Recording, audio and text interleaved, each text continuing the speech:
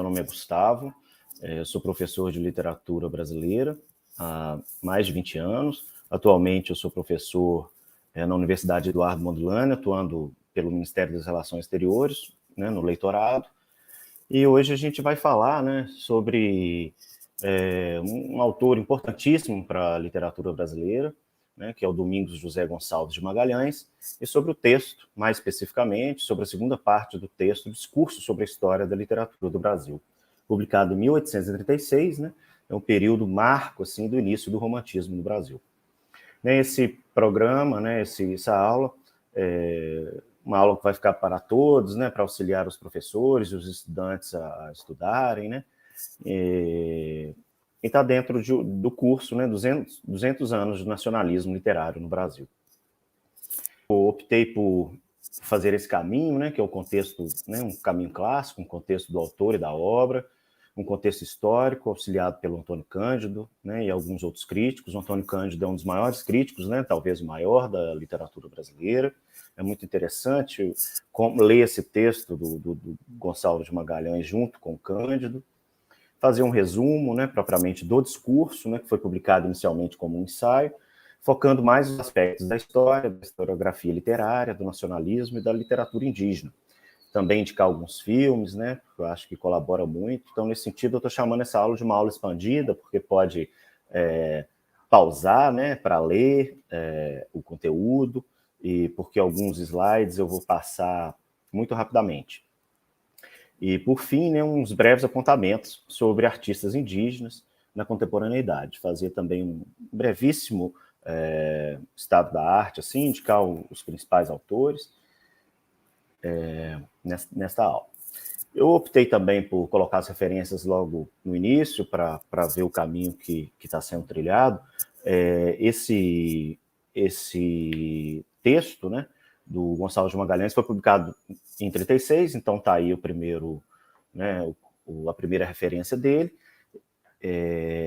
Depois ele teve uma publicação em livro, que ele foi publicado em Paris, né, numa revista, e depois publicado em livro, só em 1865, né, no Brasil. E o que eu estou usando aqui na aula de hoje foi um publicado uma revista no Paraná. Alguns outros críticos que eu convidei para essa conversa, né, Luiz Roberto Cairo, Antônio Cândido, o pessoal da literatura indígena, que tem pensado muito isso hoje no Brasil, o Paulo Franchetti e a Regina Zilberman. Né, mas entrando mais propriamente no discurso, né, no contexto, é um ensaio-manifesto lançado em Paris durante a transição do arcadismo para o romantismo, no momento de fortes transições na sociedade brasileira. Para melhor compreendê-lo, é necessário situar suas reflexões no panorama da literatura, movimento que o próprio texto, né, nos convida a empreender. Trata-se de um dos documentos fundadores de nossa historiografia literária. No texto, especula-se pela primeira vez acerca da necessidade de construção de uma identidade nacional para a literatura, através de uma argumentação que se fundamenta nos princípios estéticos do romantismo. O autor postula, por exemplo, um esboço de genealogia literária local para a poesia brasileira, com base nas manifestações indígenas. O Domingos Gonçalves de Magalhães, né, o Visconde de Araguaia, né, esse título, nasceu no Rio de Janeiro em 1811, morreu em 1882, na Itália, aos 70 anos, até assim, bastante com idade avançada, né, para a época. Foi médico, diplomata, ensaísta, poeta e dramaturgo. Suas obras completas só foram editadas em 1939, então a recepção começa a se dar a partir daí, né?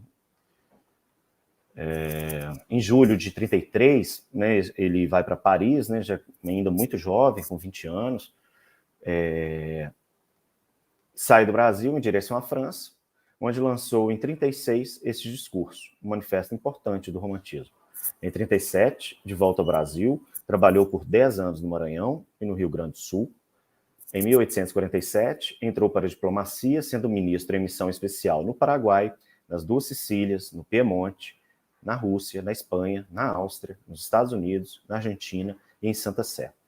Então, percebe-se, né, assim, um intelectual, de fato, né, que viajou bastante, né, pensando na época, morando em muitos países. Então, isso fez com que ele se contaminasse, né? Aliás, praticamente todos nessa época, né, iam para a Europa para estudar, né, para escrever. Para o Antônio Cândido, né, que viveu aí quase 100 anos, tem uma marca aí, né, morreu há muito pouco tempo, Gonçalves de Magalhães foi, a princípio, um arca-distrito, mas a sua estadia em Paris lhe trouxe a revelação das novas tendências, que abraçou com entusiasmo, vendo nelas, sobretudo, religião e patriotismo. Sendo que a forma mais legítima deste estaria no indianismo. Então, de novo, marcando, né, eu fiz umas marcas para privilegiar essa relação do texto, né, com a literatura indígena. Algumas obras, né, do Gonçalves de Magalhães, a primeira poesia, né, um modelo bem arca, digamos assim, até o segundo também, alguns ainda dizem, apesar de ser considerado uma obra inaugural do romantismo, né, destaca-se também algumas peças de teatro e, sobretudo, os ensaios, que ele era médico, né, e escreveu muitos textos ensaísticos, pensando com a filosofia, com a própria medicina, enfim, textos, hoje poderíamos dizer, interdisciplinares, né, que interessam a muitas áreas filosóficas e tal.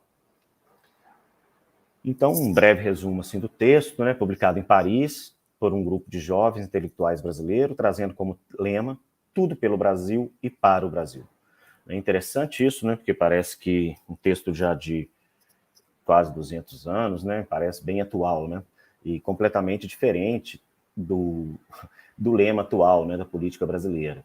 Então, aqui no caso, é tudo pelo Brasil e para o Brasil. A revista Niterói tem sido apontada como um dos marcos da instauração do romantismo em nosso país. Uma das grandes preocupações de Magalhães era de escrever a história literária brasileira. Né? A história da literatura no Brasil seriamente me ocupa, ele diz. Né? Desespero com a falta de documentos. Então, quis marcar esse ponto também, né, para muitos países, sobretudo os que eu venho atuando, né, em diálogo mais íntimo que os países lusófonos da África, né, a importância, né, dos documentos, dos arquivos, né, que é um trabalho em várias áreas que está se começando agora. Então, acho que é um caminho, sem dúvida alguma, crucial para se pensar para manter a literatura, né, a tradição de acordo com o passado, esse respeito mesmo pela nossa tradição, e um recado especificamente para Moçambique, né, pensar também em sua própria literatura indígena, né, e os países que, de fato, há esses povos, né, autóctones com outras línguas. Então, acho muito importante essa preocupação que vem aí, né, no Brasil só, né, vamos dizer que é só 200 anos. Quis também trazer, né, a imagem dessa primeira publicação em Paris, que é a revista brasiliense, a Niterói, né, muito bonito a capa, né, dessa edição. Então, os editores, o Domingos José Gonçalves de Magalhães, ele não estava sozinho, né, estava junto com Francisco Torres e Manuel Portalegre, também grandes intelectuais importantes também. Né, ele traz aí também uma advertência ao leitor nessa primeira edição de 36, e essa já é de 1865, a edição em livro, que também está disponível, né, está em domínio público, muito fácil de achar. Eu também coloquei os links, né, do texto, do livro. Essa é a primeira edição, muito bonita, né, essa capa, aí a capa de rosto, né. Uma advertência, que ele também, né, muda lá ao leitor, né, que ele chama de advertência. Né? Ele fala que é um trabalho que empreendemos no entusiasmo da juventude com o fim de chamar a atenção da mocidade brasileira para o estudo dos documentos esquecidos da nossa limitada glória literária. O índice, né, para mostrar a diversidade dos temas, como eu disse, né, que o autor trabalha. Então, destacar esses três primeiros, né, a Revolução da Província no Maranhão, desse período que ele morou lá, os indígenas do Brasil perante a história, né, memória, e o nosso, né, da aula de hoje, o nosso texto, discurso sobre a história da literatura do Brasil. Também a literatura, né, nesse livro. Entre o ensaio e o discurso, né, porque o primeiro foi publicado como ensaio e o outro discurso sobre a literatura do Brasil, notam-se algumas diferenças linguísticas. O autor corrigiu gralhas, alterou a formulação de certas frases, dividiu o texto em subcapítulos e esclareceu ideias, sobretudo as relativas à nacionalidade da literatura, tema que teve desdobramento posterior e que ele, né, o Magalhães, deve ter conhecido mais tarde. Uma referência crucial para o Gonçalves de Magalhães foi o livro Resumo da História Literária do Brasil, né, de Ferdinand Denis. né, de um livro de 1826, né, há 10 anos antes, onde o crítico francês afirma que um país independente possui uma literatura independente.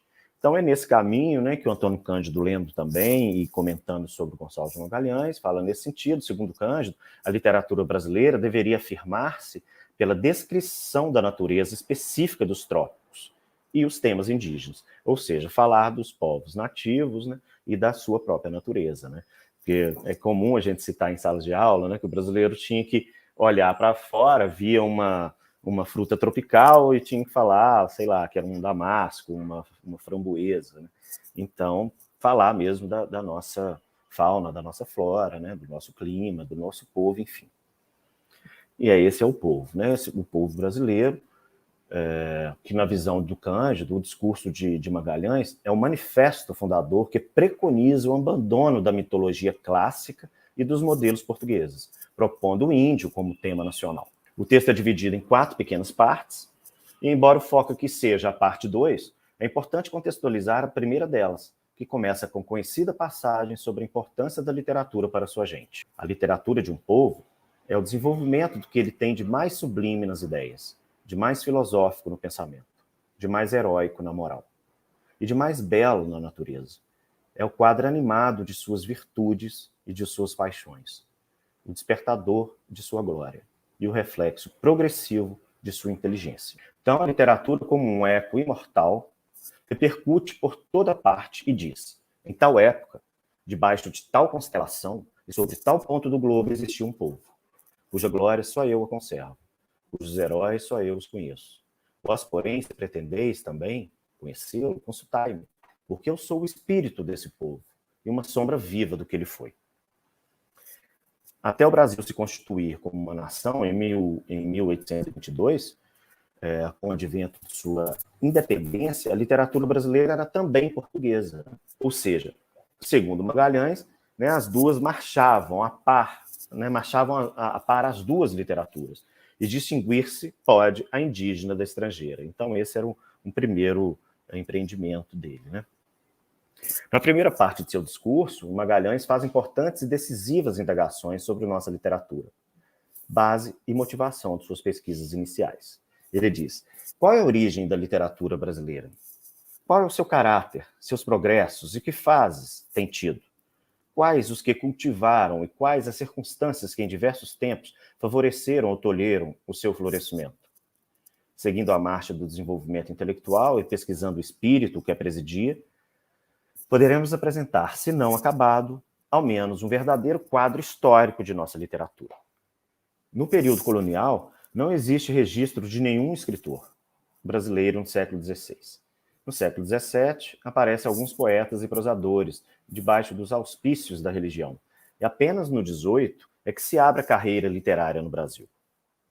Os influxos estrangeiros das viagens na literatura brasileira, arriscando, entre outras coisas, que no período colonial as viagens a Portugal eram não somente elementos de influência, como condição quase essencial para que um brasileiro viesse a produzir obra literária. Segundo Luiz Cairo, para Gonçalves de Magalhães, a história do Brasil apresenta 2 fases distintas. A primeira, que vai do século XVI ao século XVIII, e a segunda, que começa em 1808, com a vinda da família real portuguesa. Esse é um momento importante, porque de todos os lugares da colônia, né, o único lugar que recebeu a família real portuguesa foi o Brasil. Então, isso fomentou muito conhecimento, né, porque a própria biblioteca, os próprios livros, a interlocução foi muito maior. Então, vou fazer uma digressão, né, seguindo as orientações de Cândido, a Iniciação à Literatura Brasileira, que é um livro concebido para leitores estrangeiros, que destaca o movimento geral da literatura, encarado historicamente, reduzindo ao máximo o número de autores e de obras citadas, a fim de evitar o tipo catálogo. Então, eu vou passar muito rápido para alguns autores, porque é inevitável, né? E também, ao final, com a indicação de alguns autores da literatura contemporânea indígena. Então, o Antônio Cândido, acho que é um modelo um modelo atual, um modelo bastante usado, né, canônico, né? Então, ele vai dividir a literatura brasileira na era das manifestações literárias, né, que é o século XVI a XVIII, né, que é o classicismo e o barroco. Então, nesse nesse momento, né, quando o que ele chama de sistema literário, que está logo abaixo, né, aí, né? É a articulação dos elementos que constitui a atividade literária regular. Ou seja, precisa de ter obra, né? Precisa de ter circulação de obra, impressão, então por isso que ele já, né, isso só vai acontecer depois que a família portuguesa chega, a partir de 1808, né? Então precisa de ter o público leitor, então esse público também é ser educado, vai mais adiante começar a ter curso universitário também no Brasil, né? E assim criar uma tradição, a quem se reportar, né, anteriormente né, do presente, enfim. Então, essa era das manifestações literárias, que não tem obras assim produzidas exatamente no Brasil dessa forma, né? Então, e depois a era de configuração dos sistemas literários, eu vou desdobrar isso seguidamente, que é especificamente o arcadismo, começa a configurar, e a era do sistema literário consolidado é quando a gente já tem obra, já tem público, já tem essa tradição, porque a gente já lê, né, a partir do romantismo, a gente já lê o arcadismo como cânone, né, como poetas importantíssimos, inclusive, sem dúvida alguma, os que tematizam a questão do indianismo, né. Então, a primeira era das manifestações literárias, de 1500 a 1768, que é até o arcadismo. Esse período é a modernidade na Europa, o classicismo literário português, um marco, né, para a língua portuguesa, que é a obra de Camões, né, que viveu de 37 a 80. Era do quintismo, né, e do barroco no Brasil, que é de 1601 a 1768, logo em seguida. Aí destaca o Gregório de Matos, o Padre Antônio Vieira, né, o Padre Anchieta. E o Salvador é a primeira capital, né, que é de 1549 a 1763. Então tem um mapa do Brasil aí, né, mostrando aí a Bahia, né, e esse Brasilzão aí, nesse Brasil gigante, que começou por ali, né, essa fase do 1500, então os portugueses chegaram ali na Bahia e começou a se estender ali depois para Minas Gerais e Rio de Janeiro. Logo em seguida, inclusive, passa a capital para o Rio, né. Era das manifestações literárias, que no conjunto, aí o Antônio Cândido fala, no conjunto eram manifestações literárias que ainda não correspondiam a uma etapa plenamente configurada da literatura, pois os pontos de referência eram externos, estavam na metrópole, onde os homens de letras faziam seus estudos superiores. No quintismo, o impulso da literatura produzida era descrever e compreender a terra, né, e seus costumes. Aqui é um audiovisual que eu sempre passo, que eu acho que é super importante, que é a partir do livro, né, do Darcy Ribeiro, que chama O Povo Brasileiro, né? Segundo o antropólogo Darcy Ribeiro, é um povo brasileiro, que é a obra-chave para o entendimento do Brasil, adaptada para audiovisual em 10 episódios, surgimos na confluência do entrechoque e do caldeamento do invasor português com índios silvícolas e com negros africanos. Somos a cultura sincrética, estamos abertos para o futuro. Né? Os 3 primeiros episódios, né, falam exatamente dessa formação, que é a matriz lusa, a matriz tupi, né, o nosso povo, a matriz lusa, europeia, e a matriz africana, né, que narra a chegada dos africanos a partir de 1530 no Brasil.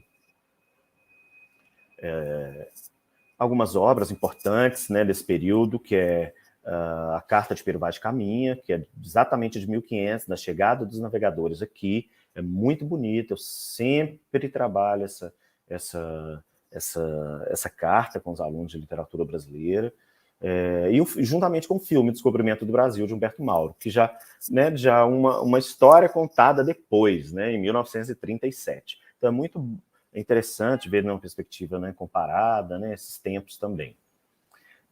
Outra obra importantíssima, já, né, aqui também, voltando aqui um pouquinho a essa relação que eu quero destacar aqui, a chegada do português em contato com o índio, né? Então, é muito interessante ver o filme, ler essa carta, essa descrição. Né? A arte de gramática da língua mais usada na costa do Brasil, quer dizer, olha a preocupação do padre José Anchieta, né, que é a primeira gramática contendo os fundamentos da língua indígena, isso é muito importante. E aí tem um filme também, quem quiser ter interesse, é um filme muito interessante, que chama Anchieta José do Brasil, e nesse filme há sequências inteiras com diálogos em tupi, que não são legendados, né, exatamente para você cair nesse lugar, né, que nos sensibiliza também a querer escutar essa língua, né, a querer compreender, enfim. Então, a outra era, né, que o Cândido fala, era a configuração do sistema literário, que é de 1768 a de 1863. A capital do Brasil, então, passa para o Rio de Janeiro. Ali o arcadismo se dá mais em Minas Gerais, como apontado em vermelho no mapa. Né? Este movimento do arcadismo é ligado à crise do Estado colonial e às aspirações de dependência em relação à metrópole. É um momento muito importante da nossa história. Né? Esse período também, né, aqui, a gente pode falar, pelo menos, do esboço de uma literatura como fato cultural configurado, né, no sentido que o Cândido apresenta, e não apenas como produção individuais de pouca repercussão, cuja base é o movimento das academias. Fatos históricos importantes, como eu já apontei, a chegada da família portuguesa e a independência do Brasil, que nós estamos comemorando esse ano, 200 anos. Então, alguns autores aí, né, da Inconfidência Mineira, Cláudio Manuel da Costa, Varenga Peixoto, Tomás Antônio Gonzaga, também cena do filme Confidentes, que nos permite, né, nos transportarmos, né, para essa época. E os grandes autores, para o Antônio Cândido, né, que pensam a questão do indianismo aí, é o José Basílio da Gama e José de Santa Rita Durão, né, ambos mineiros, foram considerados pelos românticos como fonte de poesia nacional porque tomaram como personagem um índio, que ia se tornando aos poucos uma espécie de símbolo da pátria. Né, os precursores, né, os livros, né, o Uruguai e o Caramuru, que também tem, o Caramuru também tem um filme bem bacana, né? Eles expunham pela primeira vez um novo modo de ver o confronto entre colonizadores e indígenas, maneira moderna, em que sobressai o aspecto de choques da cultura como um espírito de perplexidade ante a destruição da vida do índio, que ambos haviam empreendido a compreender e respeitar. O Uruguai, né, ele descreve o choque das culturas entre os portugueses e os nativos, fatal para a cultura do índio, implica em relação a este uma adesão simpática e melancólica, que prenuncia um indianismo romântico. E, por fim, a era do sistema literário, que a gente já nem vai entrar muito dele, porque ele é posterior, né, ao nosso estudo, então, mas que inaugura o romantismo, e é nesse momento também que a gente está, né, que seria aí dados importantes também, que é o 1888, fatos históricos, né, que é o abolicionismo, e a proclamação da República em 1889, já aí tudo mais deslocado para o Rio de Janeiro, como visto ali, sinalizado em vermelho no mapa. Algumas características do romantismo, que são a Revolução Francesa, e nesse sentido o Brasil também começa a se ligar mais à França também, né, nesse sentido de querer matar o pai, né, matar o colonizador, então é um momento muito importante. Inclusive o ambiente, né, desses intelectuais passa a ser mais a França, super importante para o nacionalismo, como eu disse, o indianismo, né, José de Alencar, Gonçalves de Magalhães e Gonçalves Dias. Uma das marcas fundamentais do romantismo no Brasil é o tratamento literário do nacionalismo, afinal, o poeta brasileiro não é guiado por nenhum interesse, e só o amor mesmo da poesia e da pátria o inspira, né? O Gonçalves Magalhães fala isso. Então, o discurso propriamente dito, a parte 2, o Brasil descoberto em 1500, jazeu 3 séculos debaixo da cadeira de ferro em que se recostava um governador colonial, com todo o peso de sua insuficiência e de seu orgulho. Mesquinhas intenções políticas, por não dizer outra coisa, deitavam leis absurdas e iníquas que entorpeciam o progresso da civilização e da indústria. Quanto aos índios, esses infelizes, perseguidos, eram a ferro e fogo, como se fossem animais ferozes. Nem eles, em outra categoria, eram considerados pelos seus arrebanhadores. Sabe-se que necessário foi que uma bula do Papa Paulo III o declarasse verdadeiros homens e capazes, por isso, da fé de Cristo. Sem o que, talvez, os europeus os houvessem de todo exterminado. E Magalhães continua, né? Triste é sem dúvida a recordação dessa época em que o brasileiro, como lançado em terra estrangeira, duvidoso em seu próprio país, vagava sem que dizer pudesse. Isto é meu, neste lugar nasci. Envergonhava-se de ser brasileiro e muitas vezes, com o nome de português, se acobertava para, ao menos, aparecer como um ente da espécie humana e poder alcançar um emprego no seu país. A economia política tem combatido vitoriosamente o erro que desde muito graçava na política, que um povo não pode prosperar senão à custa de outro povo. Isso é muito importante, né? A gente tem que pensar isso ainda hoje, muito, né? Um povo não pode prosperar senão à custa de outro povo, e com o sacrifício de tudo que o rodeia. Política é essa que a imitação dos romanos e de todos os povos dos baixos tempos, Portugal exerceu sobre o Brasil. Parecerão talvez essas considerações fora do objeto que nos propomos, mas intimamente a eles se ligam e o explicam. Ainda uma vez, e por outras palavras, diremos que o nosso propósito não é traçar cronologicamente a biografia dos autores brasileiros, mas sim a história da literatura do Brasil. E mais adiante, nos aconselha a refletir sobre o nosso conhecimento em relação à nossa própria literatura. Dizei-me, apreciaste vós as belezas naturais de um Santa Rita Durão, de um Basílio da Gama e de um Caldas? Afinal, que povo escravizado pôde cantar com harmonia quando o retinido das cadeias e o ardor das feridas sua existência torturam?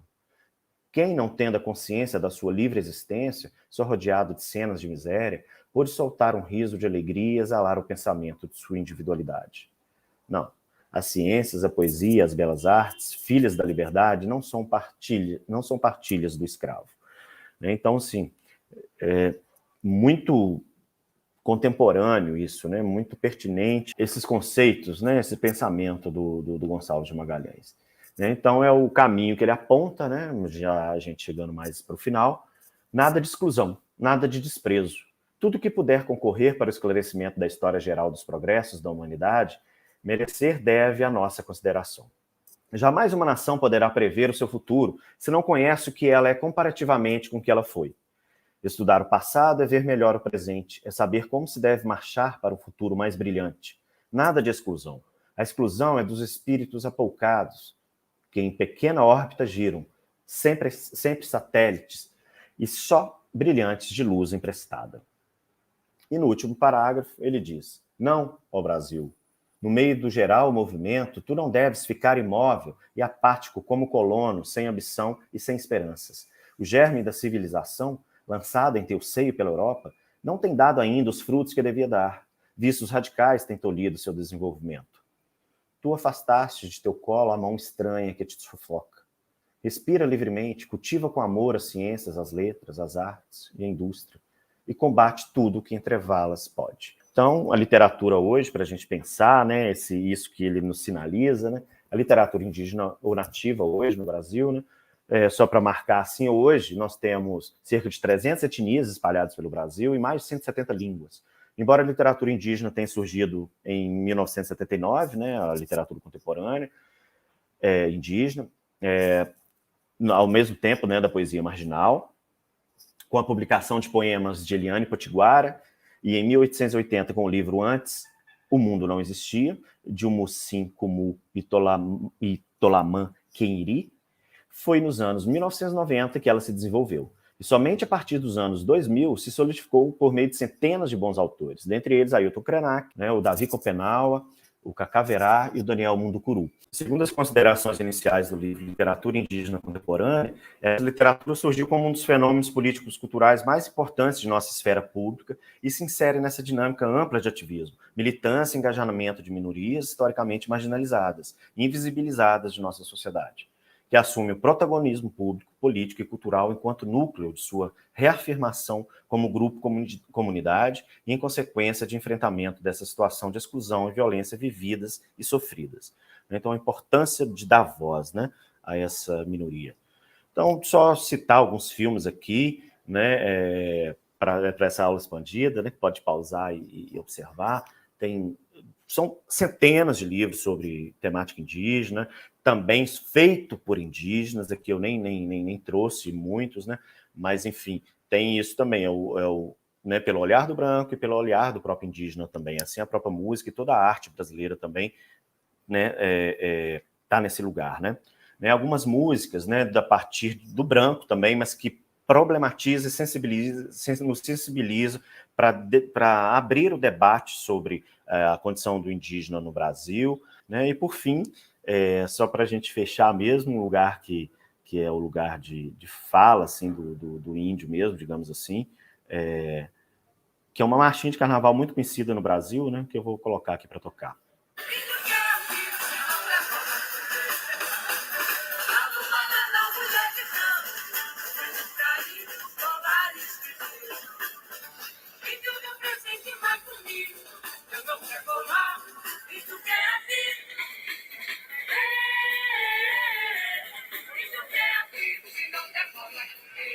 Ficamos por aqui hoje e queria agradecer a oportunidade de reler esses textos, de participar desse curso, né, sobre os 200 anos, né, do nacionalismo na nossa história.